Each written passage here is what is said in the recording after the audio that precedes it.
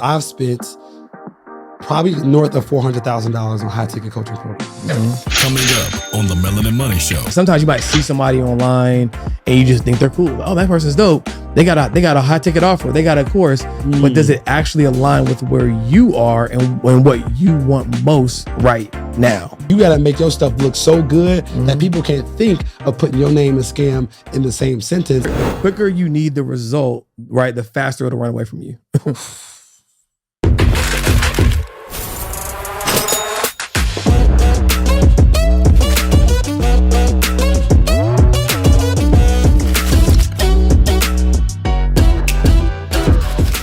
What's up, y'all? Welcome back to another episode of the Melanin Money Show.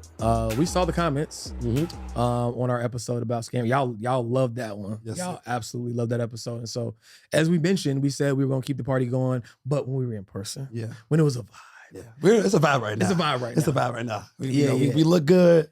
Feel good. Look good, Look good, play good, play good. Pay good. Pay good. You know what I'm saying? So that just happened? That definitely just happened. Oh, man. But I mean, we are coming off an amazing. Bro, can you believe we put off this weekend? I can, but the thing is, I'm so excited because we have so much more footage to go through. Yeah. We get to see the recap. I'm just amazed, man. The logistics behind it, the intention behind it. So here's the story, y'all. So we had, as y'all know, we had our live podcast in New York. Shout out to New York. That was a vibe. Which we're gonna clip up some of the moments from the Q&A. They killed me. They killed me, bro. I forgot that you cannot have a slip up in New York with anything related to anything. You know what I'm saying? So I was giving a book recommendation, The Hard Thing About Hard Things. Y'all can only imagine. What's your favorite book? Everybody should touch on The Hard Thing About Hard Things. I didn't say touch on. Now you reach it, bro. I ain't say touch on. I said yes. I said it's a good book. And all I heard was a bunch of hey yo. You know what I'm saying? So I watched Shan's body literally collapse. MG almost walked up the stage, bro. So that'll be interesting to recap. But that was just the start of it. Yeah. Flight got delayed, and it was during the smog or whatever, right? Yeah. So we were contemplating, did we need to push it back, reschedule it, which would have been a nightmare. But we pushed forward, had it, and it was an amazing event. Standing room only. Standing room only. Food was amazing. Shout out to the caterer. We gotta get the caterer's name, give them some love. That food, they put their foot in that thing. Put their foot in that thing. That was fire. And MG came through, held it down. And then the next day, hopped on a flight from New York to Atlanta. And then we got stuck in traffic, picking up suits. Carter's clothes had to get shipped. The Atlanta's traffic was crazy. And where our hotel was like not in proximity to where the mixer was. Yeah. And so we had an amazing mixer. Yeah. And that was great. We did have a mixer at a mansion. Melanin Millionaire mixer at a mansion. That was lit. That was a vibe. The people had a great time. And then the next day we had an all-day mastermind education. Yep. Where we revealed I'm shutting down my tax-free mastermind, right? Yeah. You're shutting down your current YFM mastermind so we can come together and have the Melanin Millionaire mastermind. It just sounds good. It sounds good, man. It sounds like money. Sounds like money. It sounds like money. But the crazy part about it is we got to celebrate that and everything else at the first, dare I say it? Yeah, you might as well say it. The first annual Sneaker Ball. Yep. Melanin Millionaire Sneaker Ball. Melanin Millionaire Sneaker Ball. So, y'all, I mean, what a weekend. I mean, y'all can hear in our voices that it's been a hell of a 3 days. We got the tea tucked off because Starbucks ain't sent that check yet. But yeah, man. So, and we still here. We still here Sunday. Can you imagine Thursday live podcast, Friday mixer, Saturday all day event, 8 to 3. If you count the other festivities. Yeah. And then here we are today. So y'all, but we wouldn't miss it for the world. We wouldn't miss it for the world. This is what we signed up for. Like my father once told me, don't complain about your plate being full, son, when the goal was to eat. Big facts. So again, we saw y'all comments. We saw that y'all really love this episode, or the context of that direction. So we wanted to touch on it some more. And this time, at the end of the day, scamming is really rooted in money, right? It's like either you didn't make what you thought you was gonna make, you invested something and didn't get it back. So at the end of the day, the core of people feeling like they got scammed is that they didn't get what they wanted monetarily, usually. Yeah. Right. Yeah. I think the dialogue of scam is that you didn't get either what you paid for or what your expectations were. There you go. Right. You know what I'm saying? Yeah. So, and let's face it, like, you know, even in EYL's latest episode, they were getting some flack from some people that they previously interviewed. Yeah.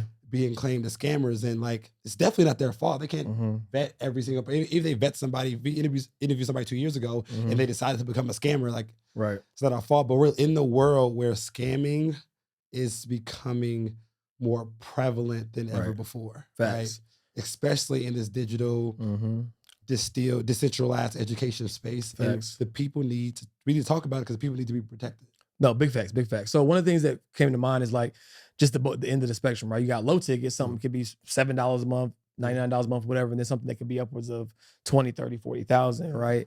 And people kind of have their feelings about both, right? You know, low ticket, some people probably feel like, oh man, you just charge me just enough For me not to care. where for me not to care. You don't care if I get no result. Yeah. Right. So yeah, you have that end of the spectrum. Then you have the end of the spectrum where people are like overselling this experience and result and outcome and getting people to pay, you know, arguably a good amount of money, and they didn't get what they came for. Right. And so we wanted to just kind of like touch on the pros, cons, what to look out for when it comes to, you know, those different pricing models and everything in between. Yeah. So I guess my question to you would be, do you think it's more likely to be scammed when you buy something super low ticket, or do you think you're more likely to be scammed when you pay something like high ticket? You know what I'm saying? Yeah, you know, the crazy part about my gut is telling me low ticket in the sense, but it's because it's so low ticket, it's not worth the hassle of like making any noise about it. You know what I'm saying? Like, can you really call it a scam if you spent $30 on something? Like, Right. bro, You know what I'm you saying? spent $30. Like, you know what I'm saying? Facts. But I feel like the ones that people make noise about are the ones where like somebody gave you money for a real estate deal and it was like 20, 30K, you didn't get what you came for. Or it was a mastermind and they oversold and didn't deliver. They promised you some type of software or something. Like, I feel like those are the ones that people make a lot of noise about because they feel it. But I honestly think in terms of, if we were to look at like how many people bought something they either never used, couldn't get access to, wasn't what it was, low ticket probably is going to take the cake.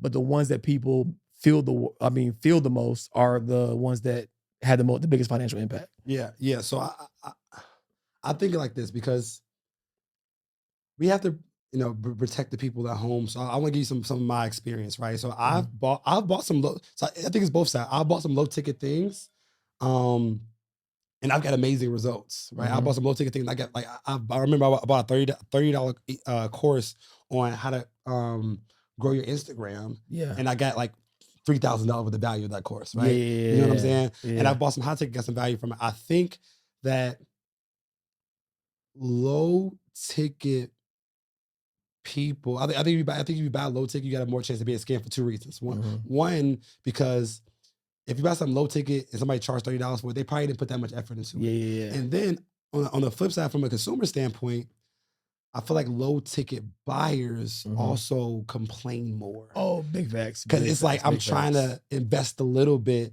to get everything. You know what I'm saying? Like, Yep. So I think the low ticket. I personally think low ticket is worse because the person who created it did put that much time and effort into it because they only selling it for $30, and the person that bought it is probably not going to execute on it because they only spent $30 on it. So I think if you buy low ticket, you actually may have a higher likelihood of being scammed than if you buy some high ticket. Because think about it, like, if you were a scammer and you really can't deliver, like you might be like scared to even say $20,000 to somebody. Facts, you know what I'm saying? Facts. So I think about going high ticket, my personal opinion, you actually decrease your chances of being scammed because for somebody to have the audacity of to be a scammer and then still charge you $30,000. I mean, it happens, but I don't think it's gonna be that more like that. Yeah. I think the other thing too is kind of like, when you think about like high ticket, I feel like some people feel like when you're charging our community, they're like, oh man, you're supposed to be for the people when you hit people in the head for like $15,000, $20,000, $25,000. You know what I'm saying? And so I think like that's some of the sentiment as well. It's like, can you say you're for the community if you're charging XYZ prices, right? So let's touch on that because I know you've been, it's been a couple of years now almost where you lean into the high ticket space. So what is your take when you hear statements like that? Like, can you be for the people and charge them what you're charging? Yeah. So man, that really, it really gets under my skin because you're not taking taking money from somebody. You're exchanging their money for your value.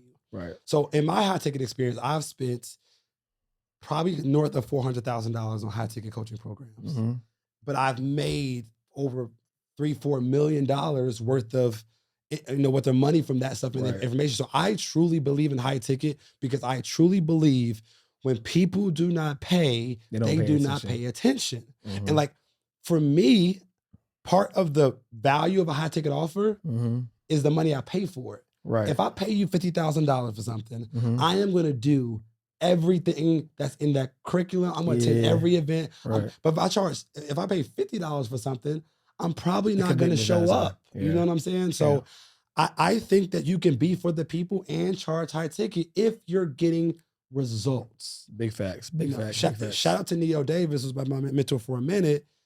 He charges high ticket, but he over delivers. He is to the point where I pay him for high ticket, and Yeah. I still feel like I owe him money. You know what I'm saying? Yeah. Matter of fact, we just had some people at our mastermind literally come up to us like, bro, I never paid somebody so much money and felt like I owed them so much after I got what I got. Big facts. You Big know what I'm saying? So 100%. I believe you can truly still be for the people and Mhm. charge high ticket because it's not about what you charge, it's about what are you giving back in value. Big facts. If you're giving 10x return on investment, Mhm. if you charge somebody $5,000, you give them $50,000 worth of value, Right. or if you charge somebody $50,000, you give them $500,000 worth of value. Right. It doesn't matter how much it costs; it matters what you're delivering. Big facts. And so I think that's the key. The key is you as the person selling it have to know going into it that at a minimum, I believe and I have proof that I can deliver at this level. Mhm. Because that's where the conviction comes from, right? So it's like if I charge somebody $15,000 for something, I know they're robbing me, Mhm. right? And so like I had a gentleman, as a matter of fact, this past weekend. You got robbed on that one. I got robbed. You got robbed. Yeah, we so Yeah. based upon the structure of his company, was a staffing agency. He didn't realize that he technically would qualify for the ERC credits, right? And all of those people that he was funneling through his staffing agency were considered his employees. And as a result, we got the IRS to send him a $675,000 check. Right. So he paid you $15,000. Yeah. You helped him make over $600,000. Over $600,000. He robbed you. Right. And so when it's situations like that, it's like you really can't argue with it, right? And again, that's not gonna. I mean, that's one of the higher end testimonies. But all the people we had at our event, no one was like, "Yo, like this is not what I expected." Like everybody felt like we over delivered and had a great time. But you have to, as the creator, set that standard. I think the other thing too that I see in this space is sometimes people's brand grows before their infrastructure does. So it might not be a scam. They just Right. didn't have they just don't know how to handle that what's going on. Right. And you have to have three main things if you're going to sell any product, really, but definitely high ticket, Yeah. right? The first one is you have to have infrastructure, right? You have to have a back end. You have to have the ability to deliver on what you told people you were going to do, simply put.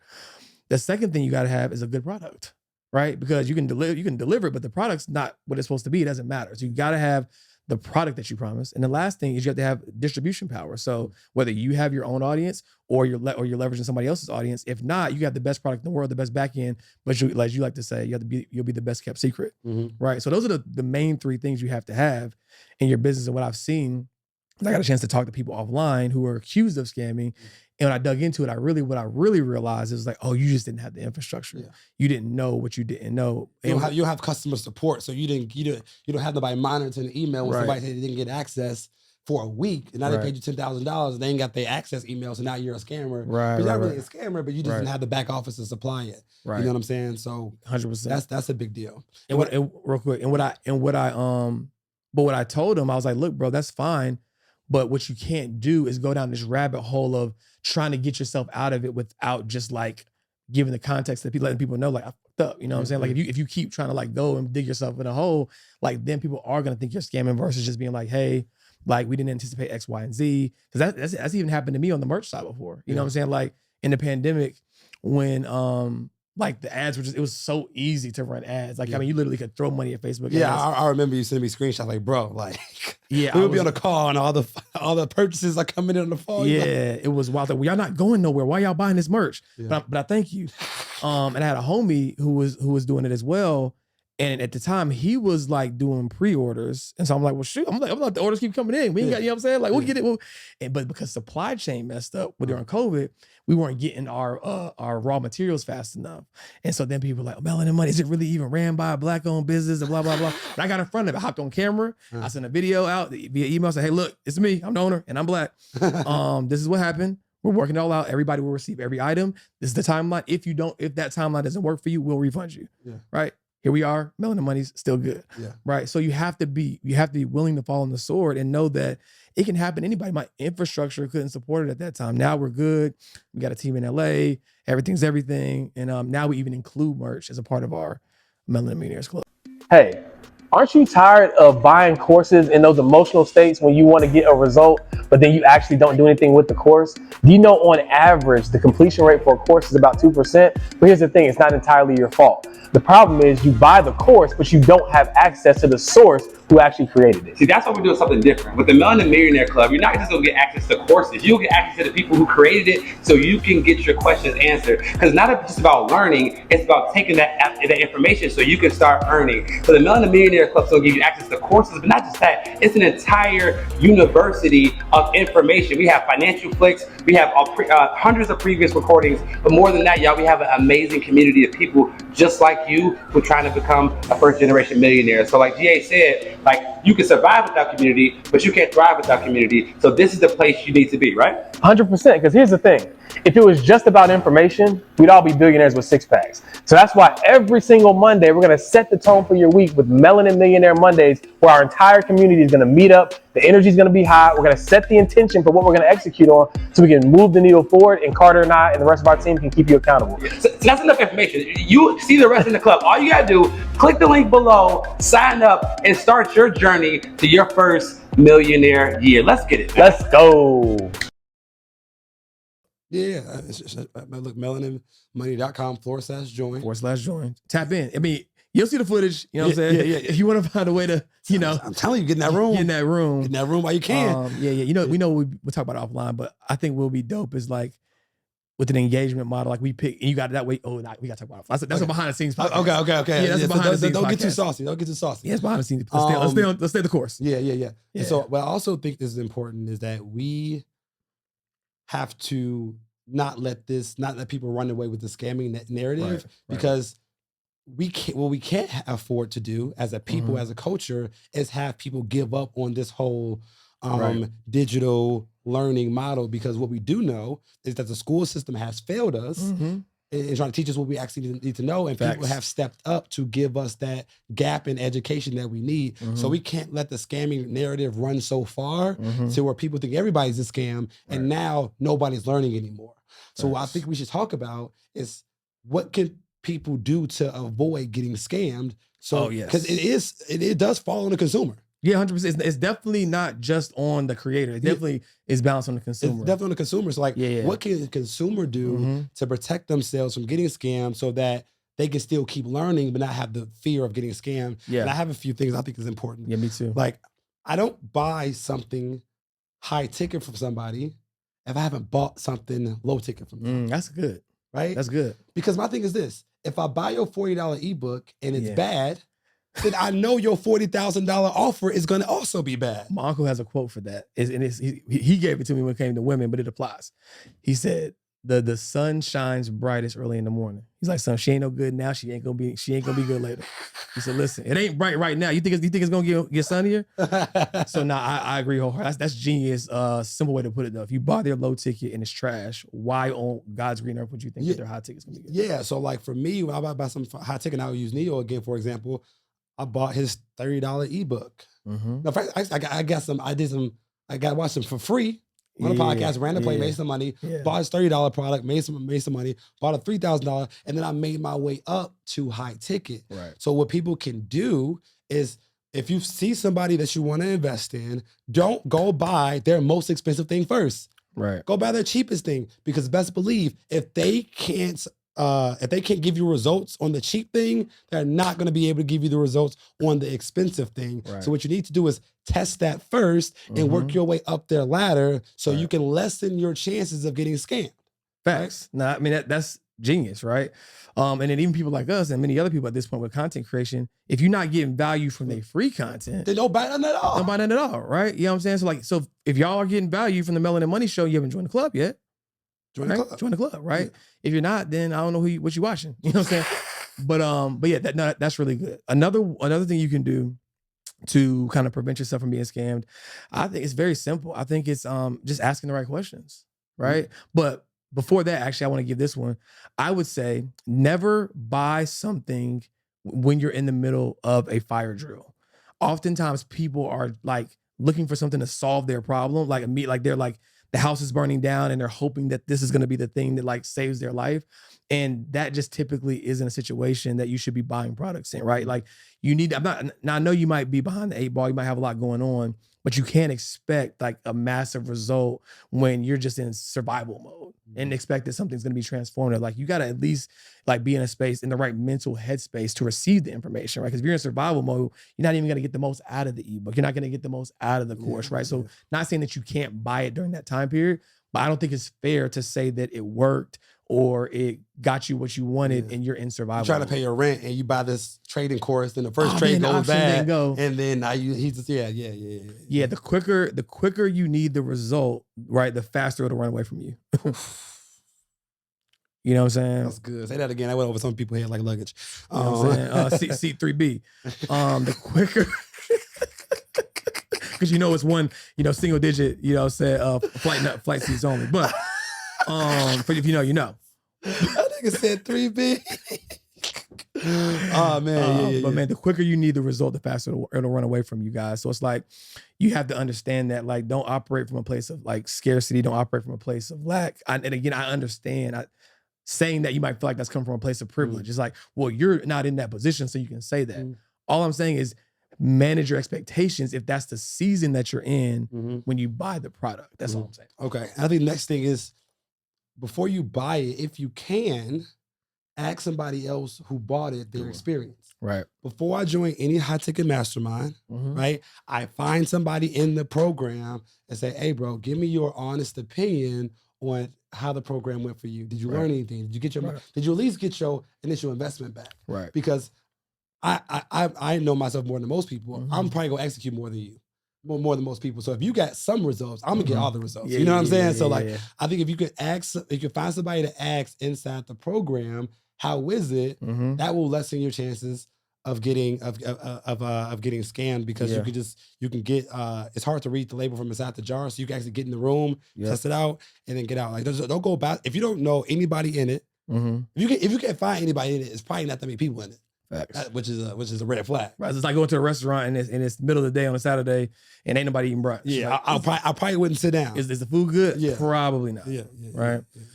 No, that's good. That's good. Another one that comes to mind is making sure that you're aligning the specific needs that you're looking for with the right mentor. Right. Because sometimes you might see somebody online and you just think they're cool. Oh, that person's dope. They got a high ticket offer. They got a course, but does it actually align with where you are and what you want most right now?